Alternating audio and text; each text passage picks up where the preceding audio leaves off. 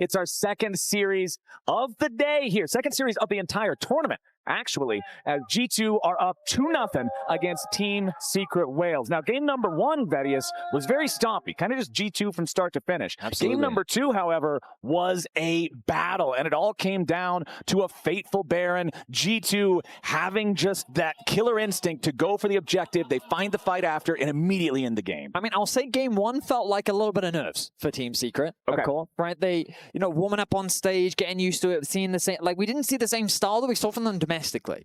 But then game two, it felt like the shackles came off a little bit. They felt a little bit more warmed up. They felt a little bit more relaxed, and we got to see some of that skill expression that we were hoping for. Pun finds a solo kill, DOA finds a solo kill, and we're in for an epic bloodbath. Now, I'm hoping here in game three, they can show us something similar. Find yourself some comfort. Let's see if we can get Eddie on that Kai'Sa this time around. Let's get a little bit more dive threat, and let's see what we can do in terms of that backline access as they look to remove Nico Zahen and Nami from the pool. Meanwhile, on the other side, G2, they've chosen blue side this time because Team Secret Whales once again wanted first pick. It's the Orianna, the Ryze, and the Varus once more banned by the G2 side. Reminds me eerily of the second game. Exactly the same types of bans they're trying to make. The Renekton being hovered by Team Secret Whales. I'm curious how exactly they're going to go about this draft. Clearly something needs to be changed up if they want to find the weakness of G2. And the Mundo locked in for Team Secret Whales. Not only is it a powerful pick on its own, but anybody who's watched G2 games knows that this is kind of one of the secret weapons for G2 and SkewMond. So it's also a denial. Yeah, I mean, SkewMond was one of the early adopters of it in Europe. I mean, I think we saw it at Worlds last year, and then, I mean, it inspired even T1 to foray into the pick.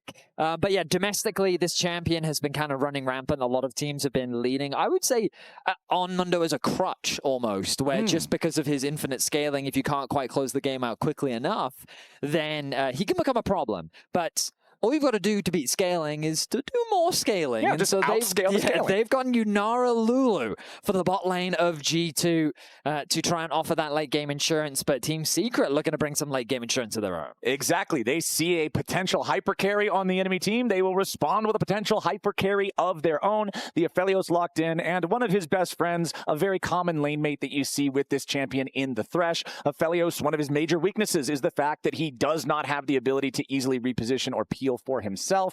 Yes, you can have some if Gravitum is currently active, but that's one gun out of 5. So Thresh providing the lantern, the flays, the box, everything to allow some extra space for that Aphelios to operate. But on the other side, G2 is going to lock in the Trundle for themselves. They want to be able to use that subjugate on Mundo, sap those tank stats away, and make it even easier for the Yunara to burn him down. Absolutely. I think Trundle is a very effective champion into pretty much any tank, and SkewMond seems to agree. Going to be locking that in as part of their front line. Once again, we find ourselves in a range support meta where engage is limited. And so that engage is going to have to come through from somewhere. Right now, Team Secret have a bit of pick available to them thanks to the Thresh. You've also got the Pillar to provide some disruption. But right now, there's no hard crowd control coming out from either side, I would say, that acts in a wide area of effect. Yeah, we don't have any huge engage mechanisms. Death Sentence is kind of it right now between the 6 champions we've seen. And considering Team Secret Whales are going to have to pick next, and both sides still have both their solo laners to go, G2 is going to do a very similar thing that they did to game number 2, where they'll just ban out the Renekton, one of these staple blind pick top laners. They don't want Pun to feel comfortable locking that in so easily, as Talia will be banned out by Team Secret Whales. If you're looking at a bottom lane matchup that's 2 hyper carries against each other, you don't want the enemy mid laner just riding the wall down there and skewing it in favor of the enemy hyper carry. And now G2 will also ban away the Annie. I mean, we've noticed now that this tournament, though, Azir, the nerfs seem to have done their job. Coming into this tournament, Azir was running rampant across the world, but with those nerfs, the pro teams have said, you know what, Azir isn't quite worth it. The question is, are we deep enough to incentivize Caps? Because this may seem a bit strange, but Caps, one of his best champions is in fact Azir, but not in the traditional team fighting sense. He's a split-pushing monster on the champion. That's the way he likes to use it, mainly sitting in those side lanes, has cover from his jungler, and just constantly pushes and keeps this pressure up. We'll see what direction G2 do go. I imagine top lane, well actually mid lane may just be the easier pick, given how volatile top lane can be, and we know the pretty unique picks that Pun has got. In his final, he did bring out Set, so you've always got to be prepared for what this man in the top lane has got ready. Okay, and there it is. You call it, Vedius. The Azir, despite the nerfs, they're going to try to play this probably with that split pushing style like you're talking about from Caps, but even if they do play it in a grouped up type of way, Azir is one of the mid laners that has very high DPS and not just burst. So again, it's another thing that factors in well against the Mundo, right? You can have the soldiers on top of him, continuing to burn him down. Sylas is the pick, though, from Team Secret Whales. Ooh. And whenever you see Sylas, you always want to look at what ultis he can steal. Subjugate, of course, makes him much more durable in the middle of a fight. He can steal Wild Growth to use it on himself. Again, more durability. Jax locked in, though, for Pun in the top lane. And the answer from BrokenBlade is the Shen. We got to see this from BrokenBlade in the LEC versus finals. We were really excited, hoping it would be jungle Shen, but it is going to be up in the top lane. I wonder if he's shifted his build path compared to what we saw in the finals. But yeah, okay, he's going to use it into a heavy auto-attack based champion. It does make sense. I don't think it's winning. I still think this is still Jack's favored. But the goal is we're playing for our carries. Right. We are playing for Hans Sama. We are playing for Caps. We're going to rely on the long-range front-to-back that these two are going to be able to provide.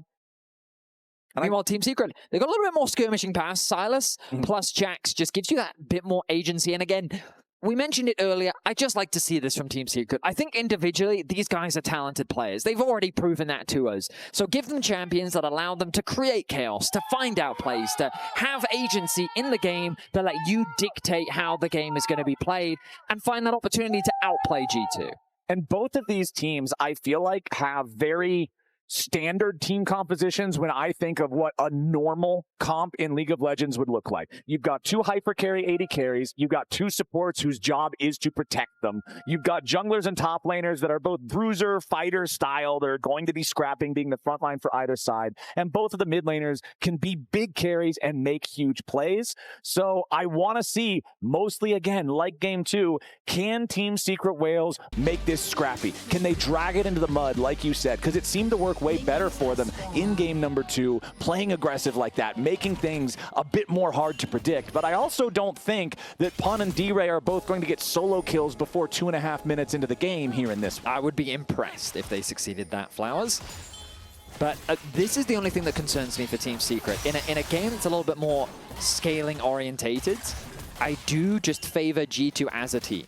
Okay. They prefer it a little bit more controlled. Again, for an audience that is not as familiar with G2, SkewMond is very similar to Inspired in his jungle approach. He's very strategic. He's very methodical about his jungle clear. He will look for ganks if an opportunity presents itself, but he's all about punishing the enemy jungler. He'll look for invades. He's very smart and tactical in his approach to jungling. And so when you slow the game down, that's just an environment where he thrives. He leverages the pressure that his laners produce. And you can see with the pressure that's already being generated from the bot lane 2 versus 2 here from Hans and Labrov, we'll see what he's able to do with it. I mean, because right now it looks like G2, they've got the push in mid, they've got the push in bot. Hook connects. Yeah, nice little death sentence there, but since everybody's still level 1, you can't get a ton of damage to follow it up. Still, they knock Labrov down to 100 HP though, but Hans and Labrov still just trying to maintain total push over this wave. They will hit level 2 first, and that means that Eddie and VA have to back up, as you do have the Arc of Judgment fly out there. Does not find its way onto Eddie, as both junglers have completed their clears over their top side quadrants, going to move towards the bottom side of the map now. And that kind of leans into what you were saying. If your bottom lane has total priority, that means that you should be the one who can safely secure the crab on this side of the map, which means it'll be more difficult for Hizto, because he'll have to walk back up towards the top river and take that crab instead. Well, now D-Ray did just get a nice trade in mid, which should help Hizto contesting this bot side crab.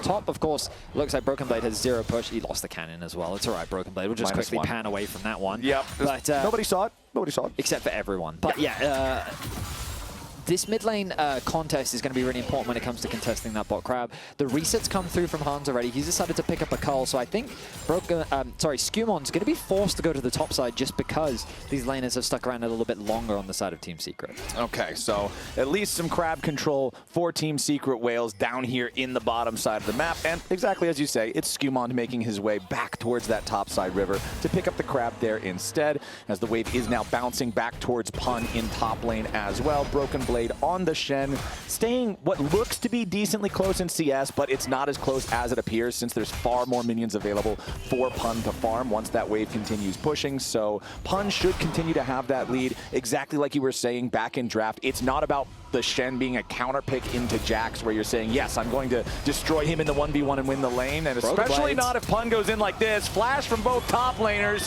BrokenBlade trying to stay alive for now. Pun continues the chase. Leap strike with the Empower. It's a solo bolo, 2 games in a row for the first blood for Pun. I mean, Pun is just bodying BrokenBlade. That is crazy for him to find that solo kill. You pick Shen as an answer. Ooh, nice hook. Looks like they're not going to overcommit though. Or is G2 going to overcommit? I mean, you pick Shen as an answer into the Jax, and then you're the one that gets solo killed? And the wave is horrible, by the way, because it was stacked up right underneath this tower. It's now in a horrible position. Dire's made his way bot. Yeah, D-Ray going in after Hans, who flashes forward. Hans knows he's going to die, and he wanted to make it a 1-for-1, but D-Ray denies it. Vedius in game number 2. No. We saw it start like this, and game number 3 is going to be the same way. Hizto in the top lane, they give the kill over to Pun. Game number 2, Pun gets a solo kill, he's up 1-0. Then it was D-Ray killing Caps. This time around, D-Ray went bottom, gets the kill down there on Hans instead, so it's still the solo laners of Team Secret Whales getting ahead, and Hizto means that Pun is going to get even further accelerated. It's an early game disaster for G2, and the Whales couldn't be happier. Love the TP from D-Ray. Think it's a fantastic way to punish. G2 was not expecting that play whatsoever, so beautifully done by him. And then we talked about the wave state for BrokenBlade, and that is exactly why it was in such a horrible spot, right? The reason is because BrokenBlade is stuck underneath this tower. He's got to push the wave underneath the tower to get it to bounce back, but in order to do that, you're overextended, and your jungler is pathing bot. So there's nothing that can be done. You're vulnerable to the wolves, and Hizto, right on cue, arrives to give Pun another kill. Team Secret off to the races here in the early game. Well, at least if you're a G2 fan watching, you know that this is going to be more of a scaling game, so you don't have to panic as much. You're just going to have to double down and scale harder now, because Team Secret Whales have found their early game windows. This Jax will be a problem. BrokenBlade has to try to deal with this dude who's been so accelerated now, already has his level 6. BrokenBlade about to hit that mark, and I feel like if you're G2, the way that you look to kind of recover some of these early game blunders is try to look for a big clutch play through Stand United. Bait them into a bad situation, use the Shen to turn it around, because BrokenBlade's not going to win this game 1v1 at the top lane. Not anymore. Nice hook coming out there from BA. Labrov chunked down to 200 HP, has to flash away to try to survive. Eddie has red-white. You know what that means. Red-white, don't fight. You do not want to be near this guy in a short skirmish when he has the Crescendum plus the Severum combo. So Team Secret Whales just continuing to play aggressively in their lanes. I mean, we talked about it in the draft, right? Game 1, it felt like Team Secret, we weren't seeing Team Secret. Game 2, some of the rust shakes off. They're getting a little bit more confident. Now, Game 3, look at them, the way they're playing.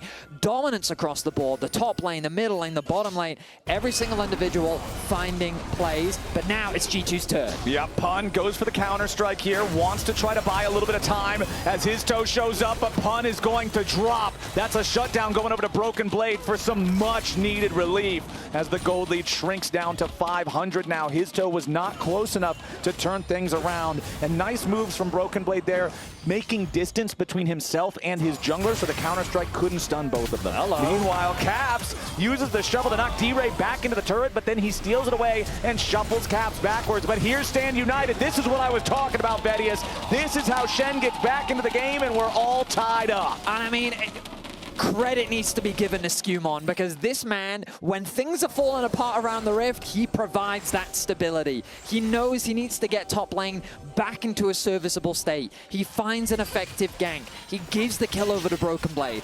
The top wave is then pushed out, opening up for BrokenBlade to then TP into the middle lane and find a play. G2 close the gold gap in an instant as BA finds a Hex Flash, but it's not going to convert into much.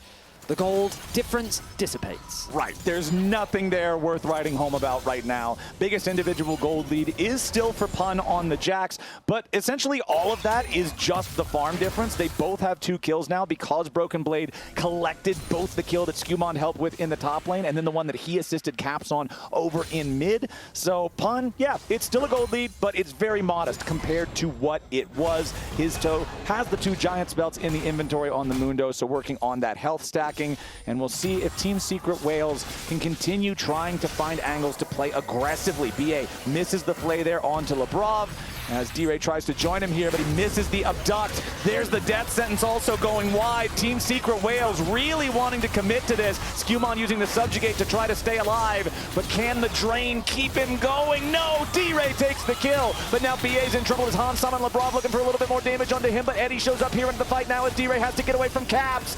Flash over the wall from BA, Hans ready to follow. BA wants to try to kill him, and the Thresh takes him out as D-Ray gets the kill to Caps. Now he's gonna find another on Labrov, and Team Secret Wales slam G2 4-0. What the hell just happened? I cannot believe Team Secret Wales just find 4 kills just like that. You think the momentum is going back the way of G2, but Team Secret, they hit a home run, they knock the ball out the park, and they find 4 quick kills. They set their sights onto Labrov, and I thought, this is way too deep. You are committing so hard, but they Trundle ult the Trundle ult. So now D-Ray's the one stealing all those stats. SkewMond becomes a squishy target.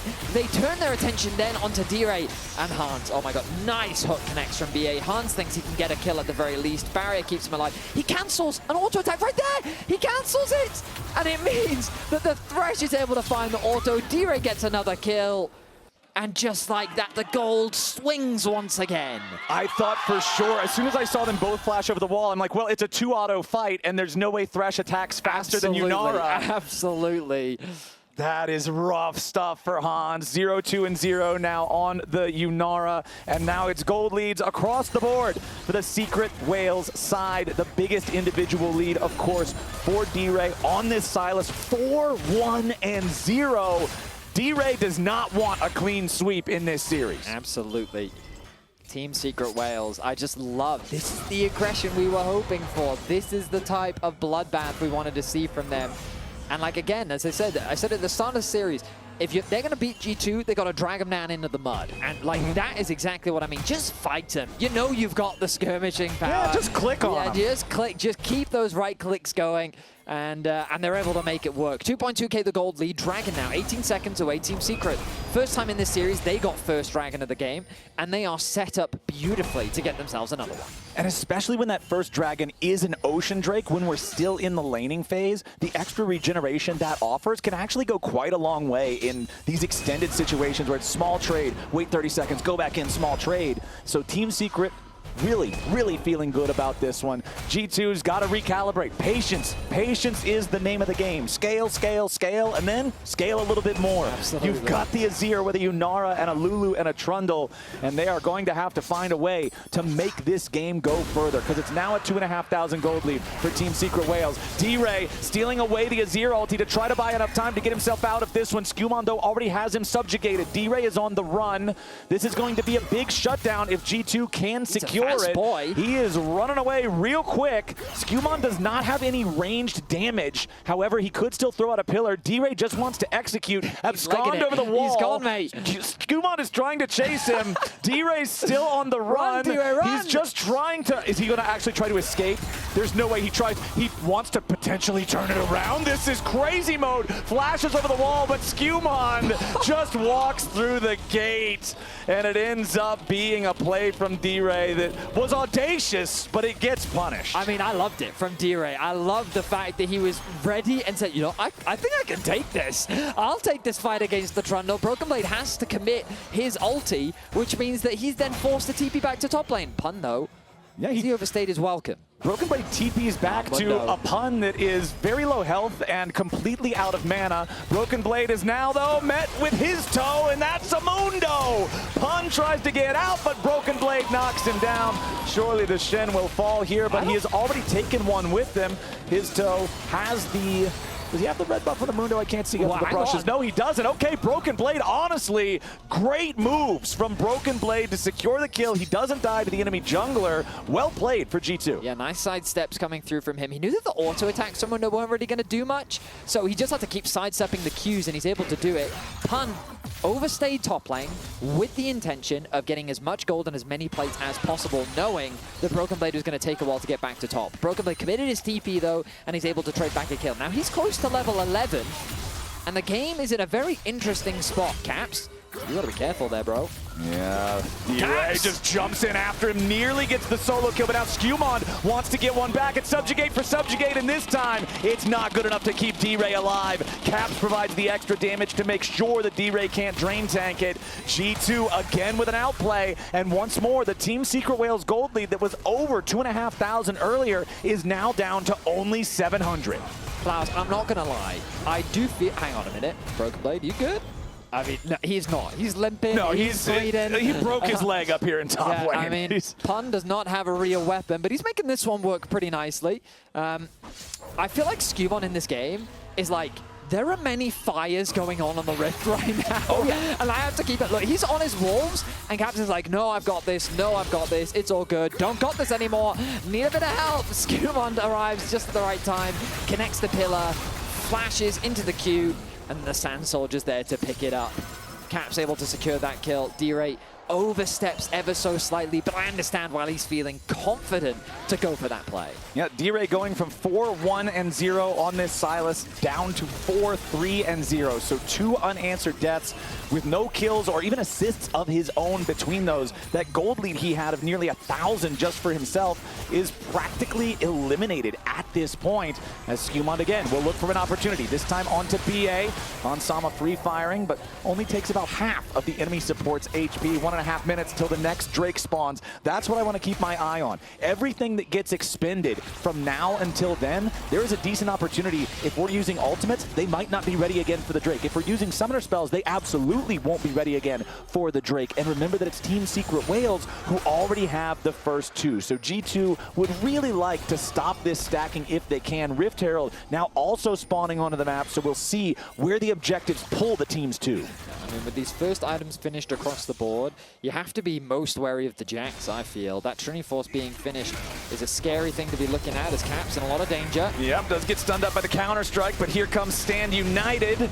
This one could get messy. D-Ray is already ready to jump in, though. He's got the Stand United of his own, but he might just drop to BrokenBlade. One more auto attack's going to do it, but he gets pulled away to safety. Pun now also very low, but a nice death sentence coming up from BA. The MVP of this fight is the Thresh, as BrokenBlade almost dies, but he still gets away. You gotta be kidding me. Nobody died on either side? HP bars were blinking. We're not done. TP back, he's back in! We're not done. D-Ray's coming back around. He sees all these low health bars and he will not allow them to escape. He wants to go after the Trundle. He needs to get the abduct and he lands it. SkewMond is down and that's the enemy jungler. So now Team Secret Whales will go after the Rift Herald. This series is delivered. I know that G2's up 2-0, but we are getting some crazy gameplay on the Rift, Vedius. Love the use of the TP once again from D-Ray. This man is what I would describe as fight-focused. Okay. Because in the midst of that fight, he is thinking about, how do I get back into the fight? And with that TP available, you know the Pun shares that ideology, because we saw it in Game 2 multiple times. They lose HP, go back to base, TP back in, ready for round 2. Caps gets initiated on a 2v1. Shen ulti is mirrored by the Sylas, turning it into a 2 versus 3 as SkewMond rushes to get over here.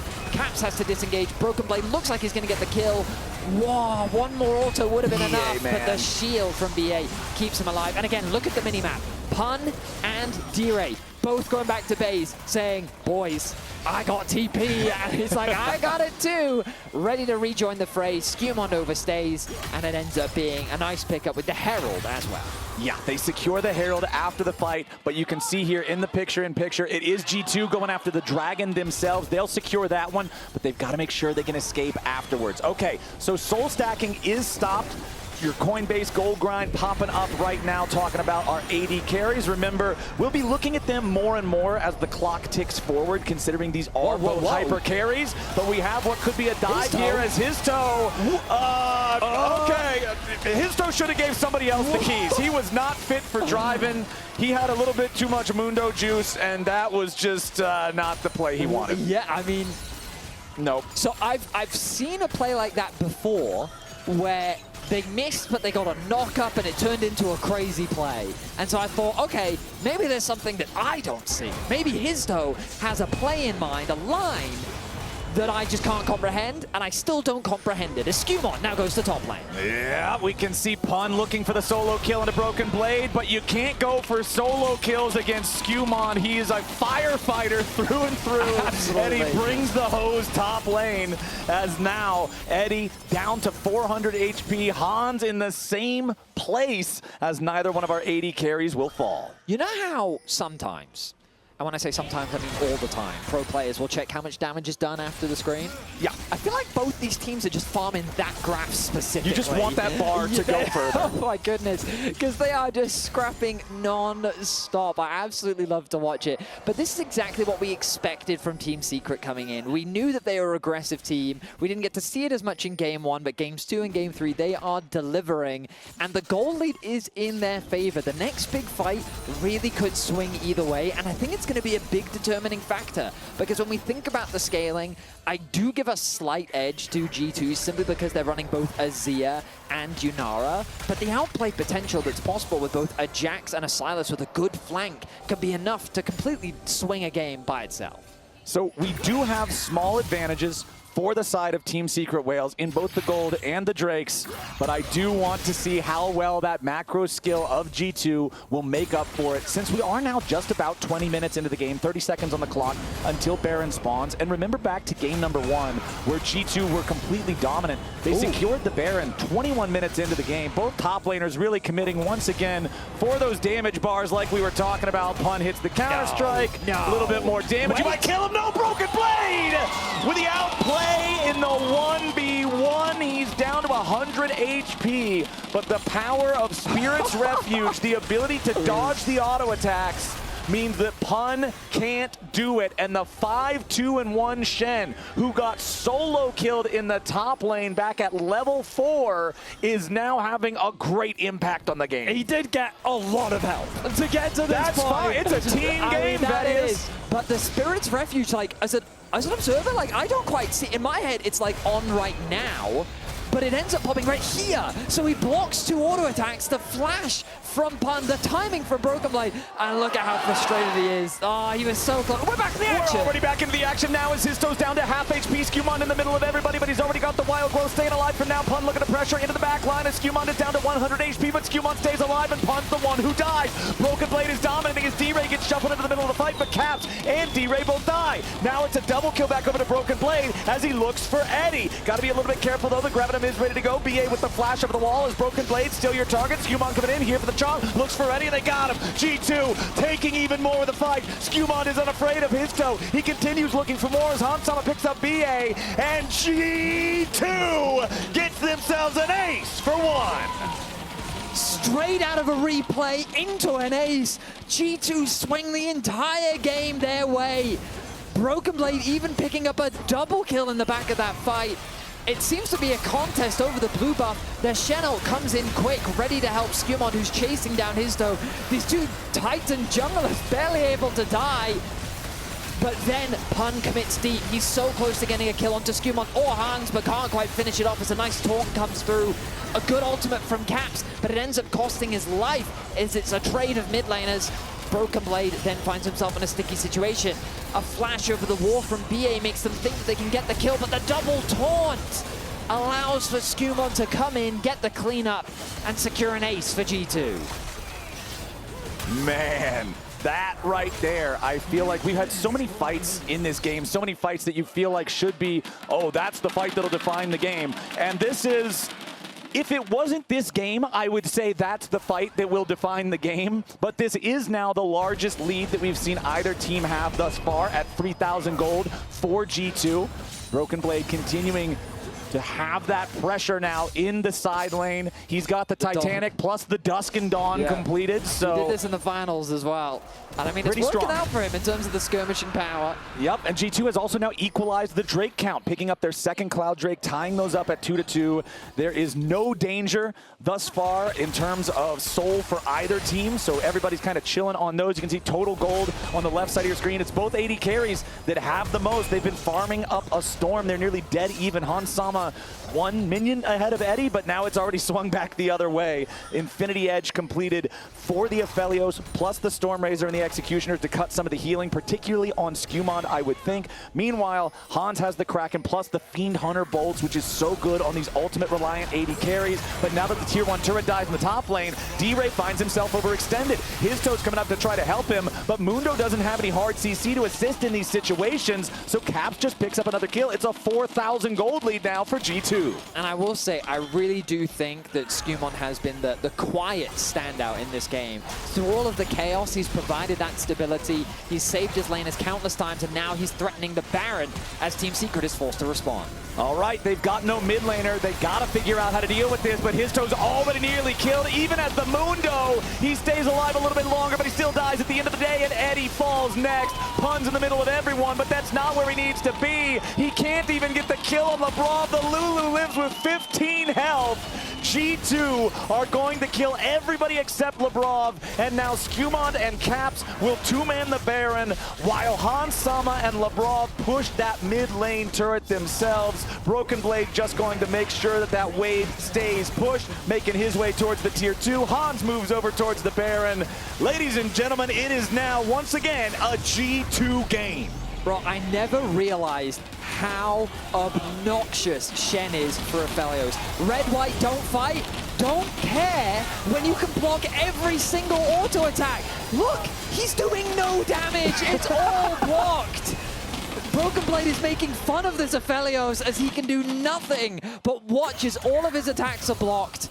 D-Ray now in danger as he is forced to back away. The Baron secured by G2, a 7.5k gold lead. Team Secret have put up a valiant fight in this series, but unfortunately it has not been enough. And since the last time we saw him, BrokenBlade has now completed another item. Yes, it's a thrift store item. It's made for supports, but that's fine. It's still another full item from when we last checked in. The Bandle Pipe's done for the Shen. This pick has just worked wonders for G2. Despite the early blunder in the lane, it has recovered wonderfully with the help of the team. And now G2, with their 8,000 gold lead, with their Baron buff for the next 2 minutes, are looking to form a split push threat. It's a 4-1 split with everybody except for BrokenBlade forcing their way into the base here in the bottom lane. The first inhibitor turret already gone. Yeah, nothing's stopping him. Pun is still split pushing in the top side. G2 have already found their first inhib, and you can see BrokenBlade walking all the way over there. Now he's going to answer Pun. Tier 2 turret is already down, but the Jax is afraid of the Shen. Even in open territory, no structure to protect him. Pun does not want anything to do with this Shen. Yeah, you can see how much damage he does just dashing in, getting the Dusk and Dawn. Look at the damage! Shen is a true ninja, and he puts a dagger between Pun's ribs. The damage of Titanic plus Dusk and Dawn is nothing to scoff at. Level 17 as well. Yeah, I mean, I think the Shen's online, Flowers. I think we can say with safety. Shen's got control over the game. BrokenBlade, that damage was absolutely nuts, man. This guy is a problem when he can't die to the enemy AD carry, and he does that much damage. Like, I questioned his game. I did. You know, we criticized him for dying one. Oh, Eddie, you got it. Yeah, the flash was a wise mandatory choice. Yep. The BrokenBlade committing the TP, still has the ulti ready.